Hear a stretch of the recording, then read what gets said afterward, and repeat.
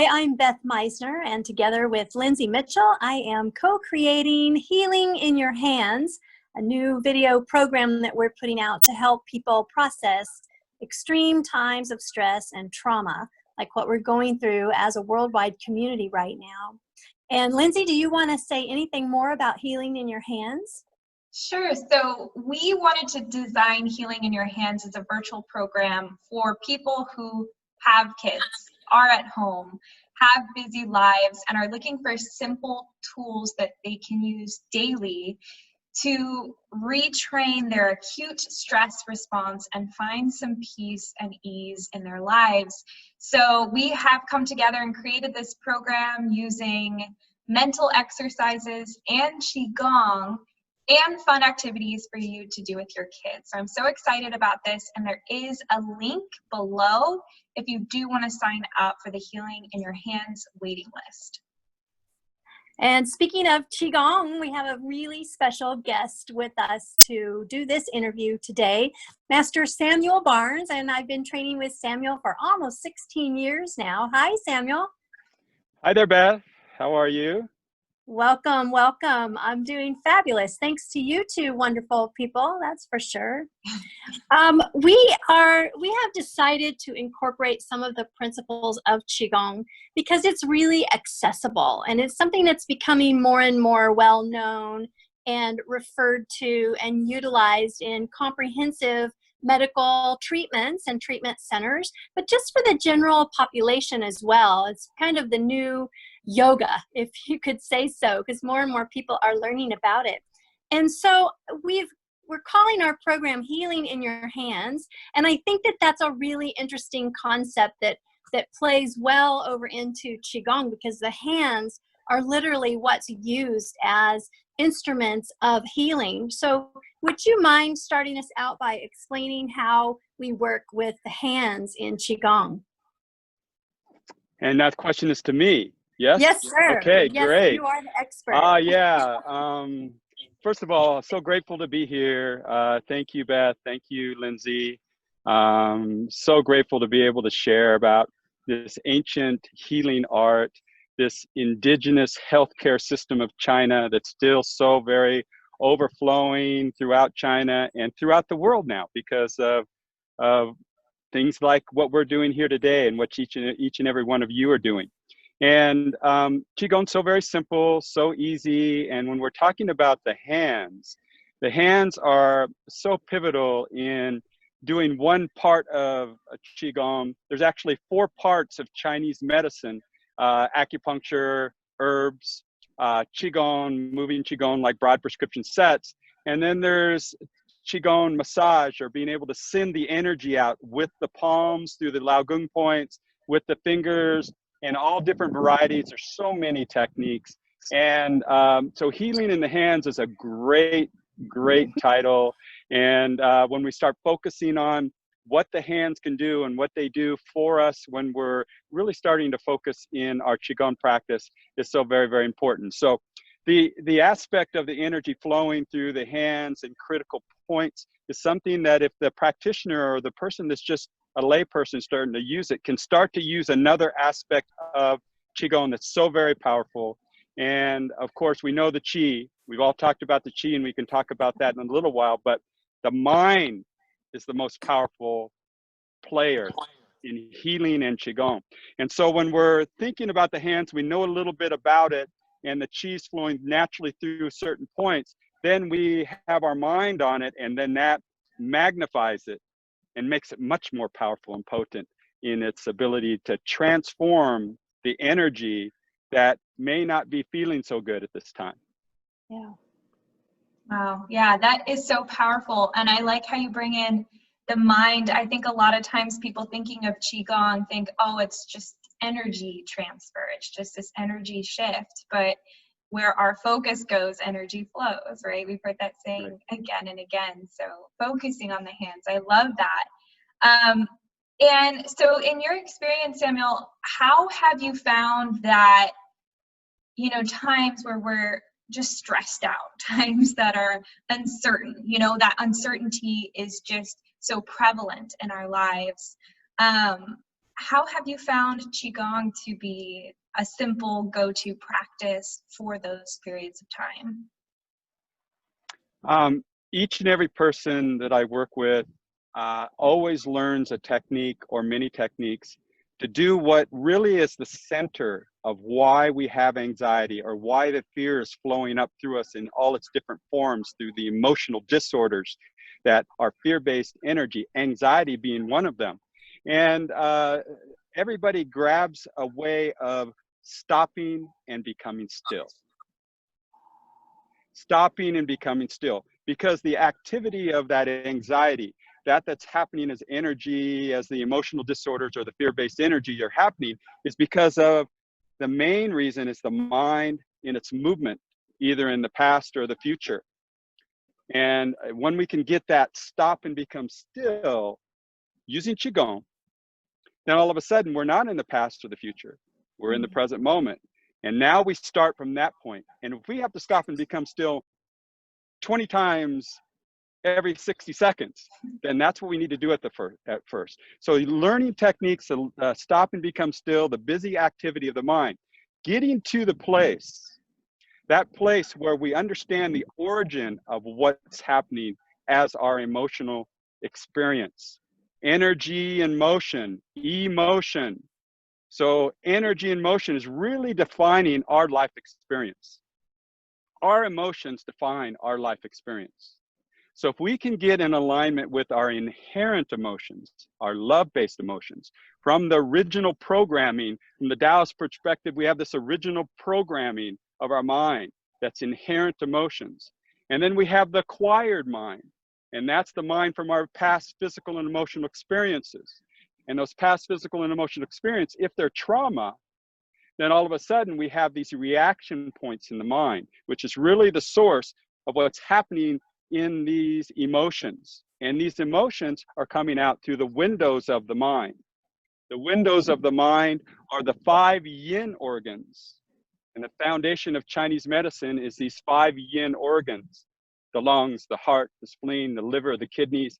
They represent this window to the mind where these reaction points from these past physical and emotional traumas can be coming up, whether the ones we're conscious of or ones, unfortunately, so many of them, the largest part in our mind, are the ones we're not conscious of. And those are the hard ones to get to.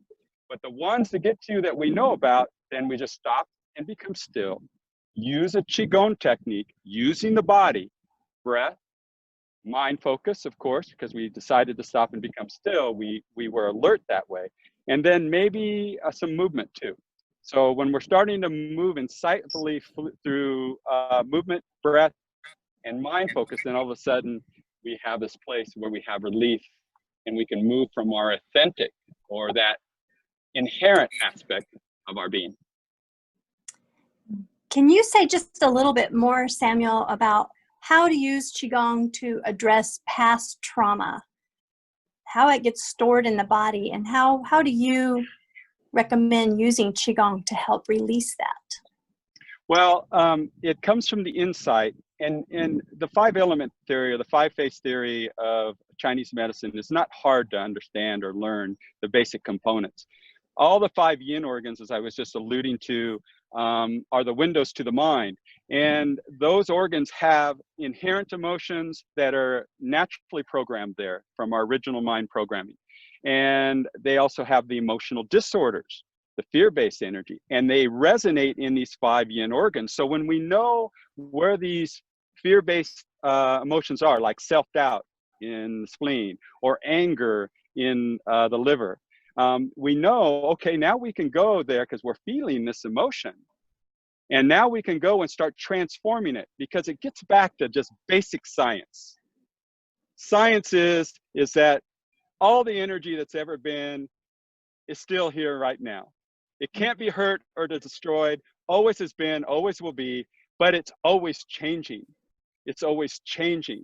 So if we have an emotional disorder like anger, and we know alchemical Qigong practices to transform the energy of anger that wants to change, it wants to change, then we do those practices, and all of a sudden we change that anger like peat moss in a garden. it's more energy, and we change it into kindness and compassion, benevolence, that's overflowing in the liver naturally, but we can't see it because we're so distracted from the fear. And so we just transform that fear that's showing up as anger into more of what is already inherently there. We don't have to go anywhere to find our kindness and compassion. It's naturally there. We're just so distracted from it, from this busy mind that we were talking about earlier. Yeah, it's so cool. It's like, in the simplest terms, it's a transfer of energy. It's it, simply energy. And you know, if we can get to the point where we can teach our friends, our students, that everything's just energy and we're just energy. Energy is always wanting to change. So here's the technique to change the energy. All you have to do is practice it. And then it becomes simple. It doesn't bring any dogma or anything else in. It's just about science, changing the energy. Yeah, I love that.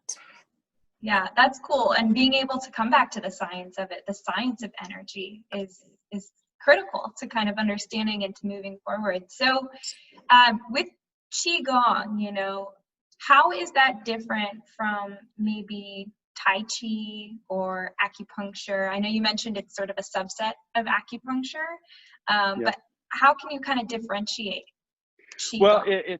that's a good question. Thank you. Let's go back to what Qi Gong is and where it came from and how it developed. There's three major ways that Qi Gong developed over the thousands of years. And the three ways were: one, through martial Qi Gong, where the martial artist wanted to have the advantage over his competitors or the people he was attacking him, to diffuse his ability to attack him. And so Qigong, using the internal Qi, can be infinitely potent if it's in the right trained mind and body. And the other one was a spiritual Qigong. And spiritual Qigong, where the practitioner wants to use Qigong to accentuate his or her highest spiritualization. And that moves with what we call the Shin energy that's held in the upper Dantian. We have three treasures: upper Dantian, middle Dantian, lower Dantian, and the Shin energy, the spiritual energies in the upper Dantian. So using Qigong to facilitate for a healthy body and a focus of the mind to then expand the spiritual awareness, reaching to their highest spiritual realization. And then the last one is the one we're talking about mostly, and that is medical Qigong, where we're concerned with moving energy in the way that allows two things. One, Qi needs the free flow all through all 12 meridians, all 8 extraordinary channels, the 80,000 small little channels, or the nadis or fascia, however you want to look at it. And it needs the free flowing, the unrestricted. And then the most important part is, what is the quality of the Qi? What is the quality of the Qi? Is it turbulent? And turbulent means fear-based activity. Or is it calm, quiet, peaceful? Good Qi. So if we can get good, high-quality Qi and free-flowing, then we're going to live a long, full, vibrant life. So the medical Qigong is really about what we're talking about here. Tai Chi is martial Qigong. But it's so coined now because of the, unfortunately, as history talks about wars and things, in Qigong, Tai Chi was known as the ultimate supreme martial art, because all the other martial arts came in, and that Tai Chi practitioner that was trained at the high level could neutralize any of them very easily, because he or she used, in fact, some of the most famous Tai Chi masters are women. They would naturally just diffuse any aggressive yang energy and neutralize it, because Tai Chi comes from a place of yin energy, of extreme yin, extreme feminine, extreme. We know how powerful the feminine is, extreme, and the yin always neutralizes the yang. So that's the conflict. Tai Chi and that's the comparison you're talking about. Tai Chi and Qigong are the same thing. It's just Tai Chi is a martial art too. Okay. Yeah. Okay. And can you quickly clarify Qi? I know you mentioned it earlier. Yeah. Qi, yeah. Well, you know, unfortunately, Beth loves Qi. I love Qi, yeah. I love Qi too. Unfortunately, in our Western mind construct, they can't grab it scientifically, and we can't test it scientifically. There's no instruments that can do that. Qi is the bioelectric energy, if you want to look at it that way. It's the life force that animates our body. It's really expresses who we are as a human being. The Qi is held in the middle dantian. The Shin is held in the upper dantian, as I talked about, the spiritual energy. The Qi is like water. And when the Qi is free flowing, the water's flowing and it's pure, meaning calm and quiet, then we have this amazing, healthy body. So it represents the emotions, of course, the heart or the middle dantian. And so the Qi represents our life experience. And then there's the Jing energy down in the lower dantian, the Jing. And the Jing is the pre-birth Qi, or the Qi that represents our DNA, or represents what our mom and dad gave us at birth. And we only get so much of it right away. And our whole life purpose is to live this expanded water flow of emotions, of inherent emotions, and protecting the Jing energy. Because that Jing energy is like a trust fund. You don't get any more of it. And we gather more Qi in the lower dantian to protect the Jing energy, so that we can constantly be using the Qi to animate our body, to animate our life experience through our emotions, and to fuel the Shin energy, which, if you think about water as the Qi, the Shin energy is steam. Still water, still energy. It's steam. And it flows from our great heart, our great heart. And the Shin energy, in fact, the spiritual sound, the healing sound for the heart is Shin. The spiritual energy that we talk about as the Qi. So it's very pointed that that the Qi is something so important, that when we have lots of Qi, we are overflowing with energy. We see clearly. We have a radiant awareness. The aging process starts to be retarded dramatically when it's a calm, quiet, peaceful flowing Qi. And so the Qi is really where the action's at. That's where our customers, our patients, our people really want to really grab some value and understand. And if it's down to a scientific thing, bioelectric energy, I guess that's the best answer. Thank you, Samuel. Before we go, would you be willing to share one easy, simple exercise to help someone who's struggling with needing to shift their mood or their mindset? Yes, it's my pleasure to do that. And let's go back to the very beginning. That person is having that experience. So we want them to stop and become still, right? Because if we have them stop and become still, then the fueling thoughts, consciously and non-consciously, have been a big stop sign there. And then all of a sudden they can move from there. And a very ancient practice, it's in the yoga tradition. We call it windy breathing in this tradition. In the yoga tradition, they have very varieties of it that are called pranayama. And this one is so very powerful and simple for a person, if they want to develop a meditation practice or they can't meditate right away, they do this Qi Gong practice. They will be right in that moment where they're in the present moment, completely still, and then they can move into the practice, or in this case, have relief. Everybody bring your fist up like this in front of your face. Your right fist, your right fist. Thumb comes out. Pinky comes out. And now put the thumb on its nostril. Inhale through that open nostril.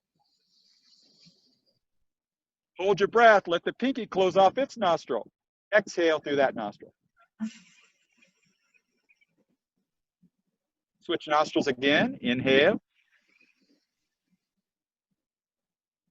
Hold your breath. Switch nostrils. Exhale.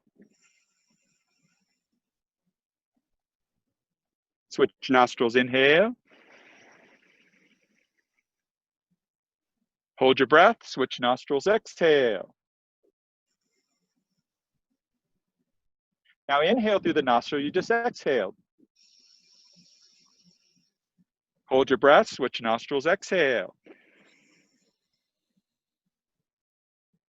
Switch nostrils, inhale. Hold your breath, switch nostrils, exhale. Switch nostrils, inhale. Hold your breath, switch nostrils, exhale. Drop your hand, breathe in through both nostrils. Exhale through both nostrils. Inhale through both nostrils. Exhale through both nostrils.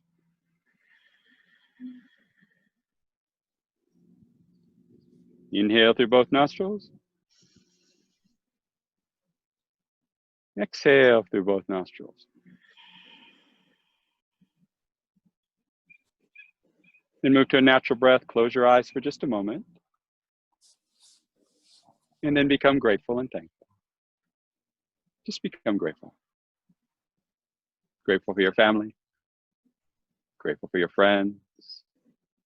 Grateful for your very life. And then smiling, slowly open your eyes. And you have stopped and become still. You're in what is so popular, the parasympathetic side of the autonomic nervous system, as you both talk about so much, as I do too. And now we move forward. And if we get caught up in it again, we can do 9-point breathing. I teach this to CEOs and people that might be running lots and lots of people. Say they're in a stockbroker, and he's or she is looking out the window at all the and there's just been so much going on, and they can see him or her, and then him and her just turn their head out their window and they do 9-point breathing. They never even see it out here, come around, and they're ready to be present with all those 50 people. Instead of being so distracted and all of a sudden bringing that mind, the craziness of the mind, back down to the stillness, to that yin and yang, where we're in a prayer posture and the mental and mindset is peace, calm, quiet, So good. energy. Yeah. And I love, bringing in the science and being able to define it. And so being able to say, yes, there's evidence of getting into that parasympathetic response, that growth and repair response. But at the same time, you feel that energetic shift. And so to know that that's possible in different ways, I think is just so important, because that's such a quick go-to exercise, for that CEO, for that mom, for anyone. So thank you for sharing. You're welcome. You're welcome. And now officially, just so you know, that is named 9-point breathing, because we breathed in through one nostril, exhale through the other nostril 3 rounds. We switched, we breathed in through the other nostril, out the other nostril 3 rounds, and then we dropped our hand and we breathed in through both nostrils 3 rounds. And if you want to look at it from an energetic perspective of the mind, and I know, Lindsay, you know all about it from the brain. Let's think of it simply. The left and right hemisphere of the brain are vibrating at a different vibration, and that's causing the stress, the fog, or whatever. When we do 9-point breathing, because these nostrils go through in side channels through the left and right hemisphere of the brain, all the way down to the tailbone. And then the thrusting channel, the Tai Chi pole, goes down the center. So these side channels, or in the yoga tradition, they call the Ida and Pingala channels. These channels are bringing these left and right hemisphere of the brain into, instead of one vibrating higher than the other slightly, now they're vibrating the same. And so then there's harmony. So it's one way of understanding it. Scientifically, that might be more in your expertise, Lindsay. But energetically, which I come from an old tradition of ancient practices, we know the mind can be harmonized. And this is one technique, 9-point breathing. Glad to share it with you. Thank you so much, Samuel. Thank you very much. So everyone, this is Master Samuel Barnes. He's the founder of the Qi Gong Healing Institute in Beverly Hills. How can they find you online, Samuel, if someone wants to look you up and learn a little bit more about Qi Gong with you? Sure. Well, I have 3 websites, one for the Shin energy, one for the Qi, and one for the Jing, or the martial aspect. The first website for the mind is mindmedicineworksnow.com. Mindmedicineworksnow.com. It's just an ancient Taoist meditation practice for purifying the mind and healing the body. The second one is the Qi Gong Healing Institute.org. And the Qi Gong Healing Institute.org focuses on the medical Qigong. And the last one is TaiChiWorksNow.com. Tai Chi Works Now. It's the oldest of the websites. And those are the three ways that people can get a hold of me and learn a little bit more, just a taste of a little bit more about what Tai Chi is, what mind medicine is, what medical Qigong is on those sites. So we'll put those links below the video, and we'll also, for everyone's knowledge, we'll put the link for Healing in Your Hands so that you can get on the waiting list for this program, because I am Samuel Barnes' student, and so much of what you're saying, Samuel, is going to show up in Healing in Your Hands as well. No doubt. Thanks for your tutelage and Lindsay's inclusion of Qigong in this program. I think it will be a valuable adjunct to what Lindsay's already teaching. Awesome. Well, thank you. I'm so very grateful to share with you guys, to meet you, Lindsay,